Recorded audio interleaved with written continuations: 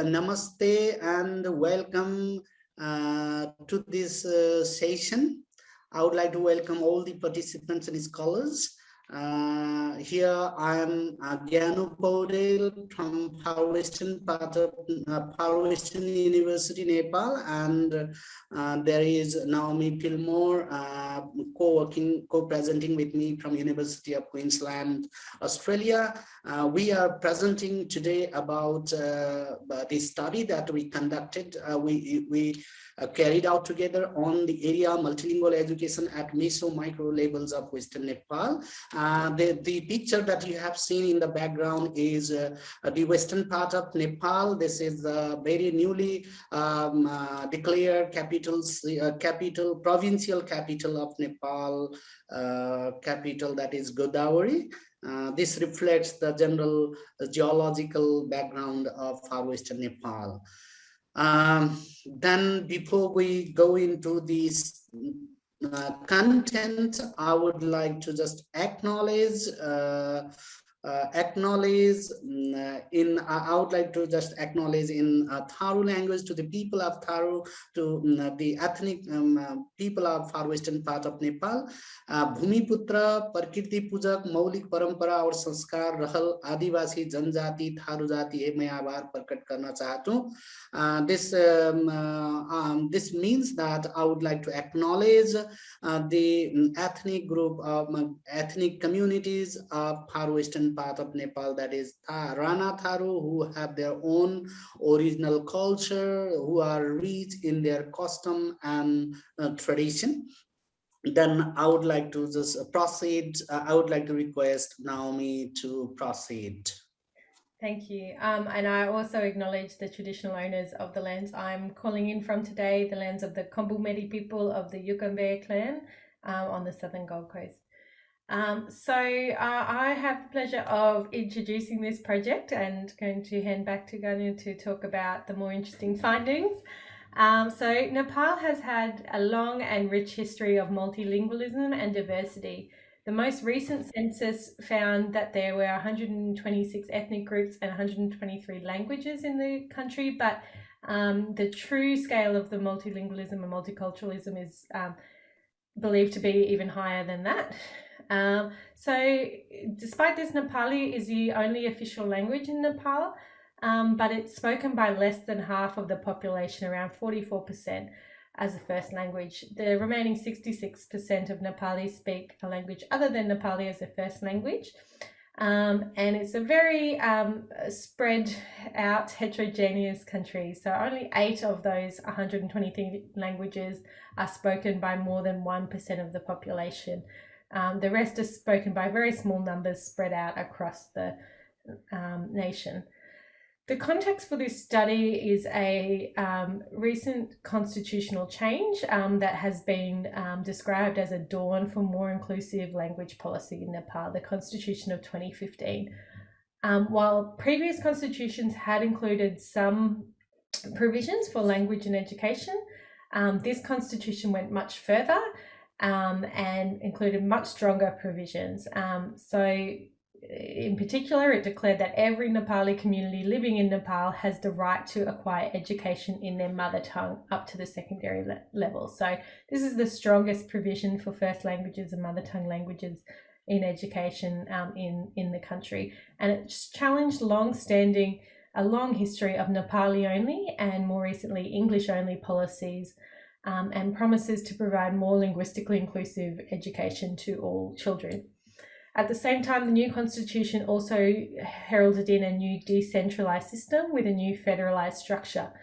Education is now considered a concurrent power between the federal, provincial and local levels. Previously, it was all centralised.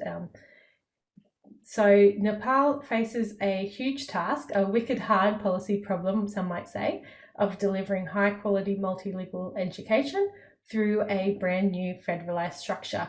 So covering 120 languages to 7.7 million students across 7 provinces and 753 municipalities. So that against this backdrop of super multilingualism and dramatic change in language and education policy. Our study sought to explore the ideological and implementational challenges and opportunities for multilingual education, particularly from the perspective of micro and meso stakeholders. So we used the lens of language ideologies as well as ideological and implementational spaces to explore the ways meso and micro level stakeholders understand and enact language policy in Western Nepal. Recognizing that language ideologies are never neutral and have developed within a specific socio-political and cultural context.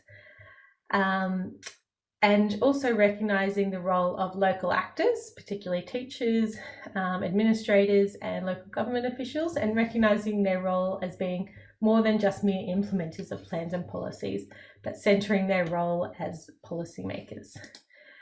We looked at 3 ideological sites that Jana will talk about a little bit more in the next slide in 2 districts in Western Nepal, and looked at them as a case study to give a fuller understanding of policy in context. Back to you. As Naomi said that this study was entirely based on the research of the data that we have collected from 3 ideological sites, and we employed ethnographic approach for data collection. And the data collection process, the research lasted from we started the research in January, and almost data collection was over in 2020. We collected data from 3 different schools, 1 mother tongue based multilingual education school, Nepali medium of instruction schools, and English medium instruction schools. All the data were representative from 3 different types of schools. For the tools, we employed interviews, focus group discussions, and classroom observations of the teachers, and we triangulated data from different sources. We employed member checking, peer debriefing for enhancing trustworthiness of the research. This is all about that we employed as a part of our methodology of this research. And after getting the information from the participants, in-depth information, we analyzed, and we have brought about 3 major themes and some other themes. And the first one that we have found, the results shows that there are some ideological challenges in the implementation of mother tongue based multilingual education. First, English language is taken as a counterpart of mother tongue based multilingual education, because English is always taken as a path to economic success. And the local level authorities, teachers, and even parents, they have a strong belief that English language leads to better economic opportunities, and it creates a better economic market for the students who have passed through the English medium of instruction. That's why English language instruction has a strong impact on the parents, teachers, and even students, and they would like to send their children to the English medium instruction schools for with the hope of getting better economic opportunities in the future. Now, another similar ideological challenge that we have found is English is compared with quality, right? Other indigenous languages, either Rana Tharo language or even the national lingua franca Nepali, has not been taken as an indicator of quality education. The parents, teachers, and even the local authorities, they sometimes have a strong ideology that learners should be provided English medium instruction to just get quality education, or to get better educational opportunities. Providing mother tongue education in mother tongue providing education in learners, even Nepali language does not just guarantee the quality education delivery. They believe. And when we interviewed the local level authorities, one of the local level authorities also was in the position to introduce English medium of instruction in the local area, because the local governments at the micro level have been delegated the power to just introduce the language in education policy, and they are planning to just shift all the Nepali medium instruction schools and mother tongue medium of instruction schools in English medium of instruction schools, because they believe that English is the indicator of quality education. And next one, very strong ideological challenges that we have found among the local stakeholders, micro level stakeholders, is English is compared with superior language. English or the other languages, the languages other than English are the inferior languages. They believe that there is a hierarchy in the language. A hierarchy in the language at the top is English, language at the bottom is their indigenous language, their mother tongue, because they believe that sometimes mother tongue cannot feed their children in this competitive age. Children learn their mother tongue at home, but the teachers, when they need to go to the competitive world for the economy or for job market, and they need English.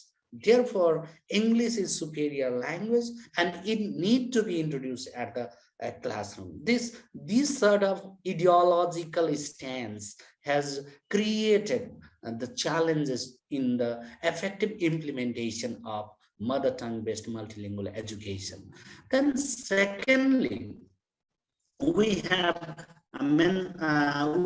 created the theme ideological opportunities. Some from the data, we also found that the teachers, students, parents, even local level authorities have also mixed emotions. They also opine that there are some opportunities in getting education in one's mother tongue, because mother tongue education provides the better comprehension, better cognition, better retention, and the learners who are taught in their mother tongue get the content very easily. They have a long memory, and because of this, they should not be just deprived of getting education in their mother tongue. This is another ideological advocacy. And when they are taught in their mother tongue, then they can see, the teachers can see smiles on their faces. They can see the students nod very happily, and they are fully satisfied. This sort of satisfactions are the teachers' experiences seen among the students when they are taught in their mother tongues. Then similarly, one of the teachers in English medium schools has a bitter experience. If they taught in the English medium of instruction or the English medium in the classroom, the students feel, he can realize the students' suffocation. The students suffocate, they are restless in the classroom. It creates the silence in the classroom. And this silence, suffocation can be the indicator of a kind of symbolic violence to the learners. Their rights of learning in their mother tongue sometimes is, let's say, not given approval. This sort of ideological opportunities we have found from the discussions, from the interviews. Moreover, mother tongue is taken for identity, because language is connected to the identity, and using language in the classroom sometimes inspires the learners to preserve their language, promote their language, the language that are in the verge of extinction. Then through the language they are recognized, then they advocate for the use of mother tongue for identity and recognition. This is another the results that we have unraveled from our discussions. And next one is there are some implementational challenges. The government has implemented the mother tongue based multilingual education policy in Nepal, and it was just piloted in 2007 in few schools. But there are some challenges. Why the schools in the community or where the majority of the learners are from indigenous language communities, why they are not promoting or they are not just flourishing on medium of mother tongue based multilingual education? Then many of these our informants just reported that there is a competition with the private schools.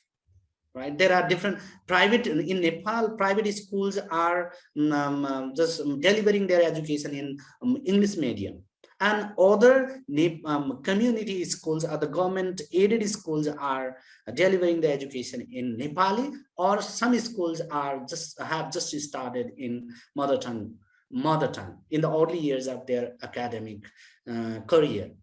Then the very recently one school that has very recently been shifted to English medium of instruction reported that there was a pressure from the guardians, from the stakeholders, that they need to shift to English medium. Otherwise, the school will be a haunting house. Nobody will be there. There will be the enrollment pressure.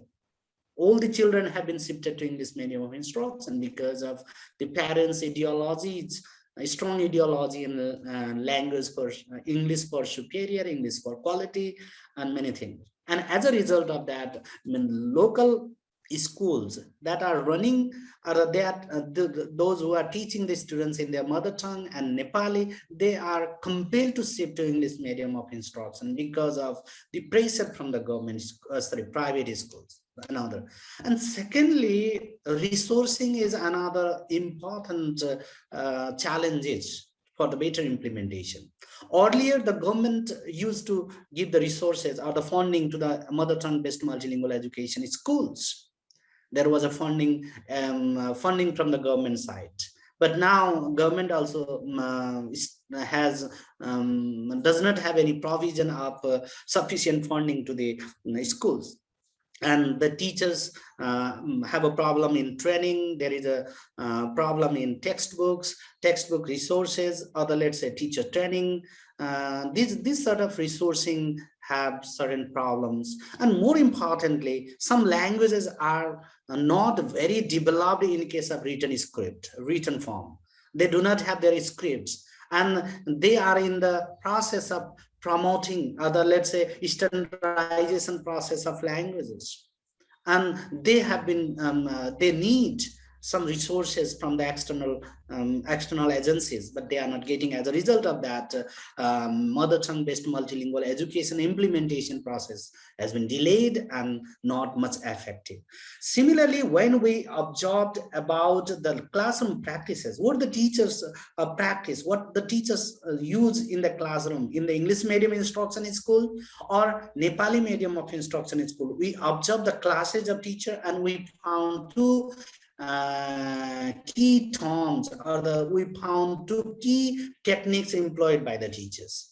In the first, English medium instruction school, or the only English school, private school, the teacher is supposed to use only English inside the classroom. That was not correct. When we observed the classes, we found that the teachers were compelled to translate each sentences from English language, Nepali language. Then there is a dire need of use of Nepali and even the use of the learner's mother tongue. Then the first, the brigades in the left part of this slide shows that the teacher reads the whole paragraph in English in the social study, and students listen silently. They do not comment anything. They are not engaged, they are silent. Then after teacher is compelled to translate the whole text into the Nepali, that is a national language. Then students note, to some extent they understand, and gradually this way the teaching and learning activities proceeds. And another case, when we observe the class, then we found that in the same English medium school, we found that there are some cases of translanguaging, right? The other, let's say, code mixing, code switching, time and again. That is just a teacher teaching about the public and private property indicates that, sir, bato public property, who is it? The road public property?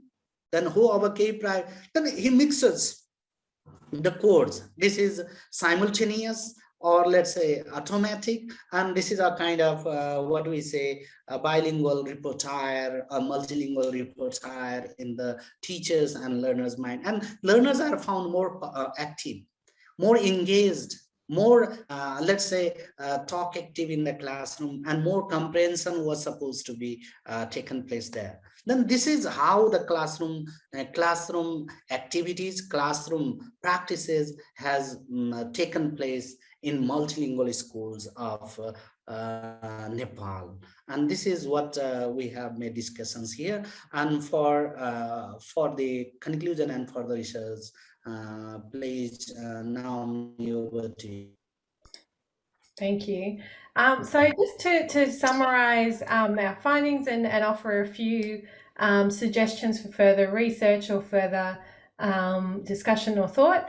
So while, of course, this is a small-scale study in just 2 districts in a field of language policy that's highly contextualized, we do think that the findings of this study might offer some implications or applicability for further research, policy and studies.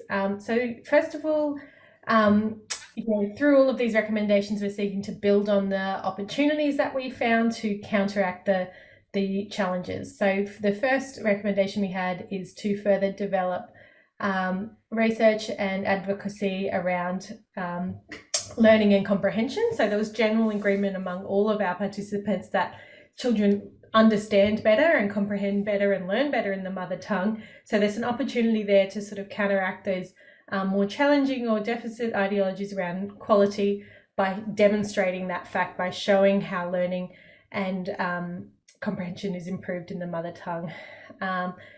Secondly, the either or dichotomy that was present in a lot of the challenge ideologies that we presented is really a false dichotomy. So often the beliefs around, you need English for economic success, for example, assumes that that mother tongue doesn't support English or Nepali language learning. And we know from several generations now of linguistic and education research that learning in the first language, in fact, supports later learning in second and third languages through the linguistic theory of interdependence and transfer.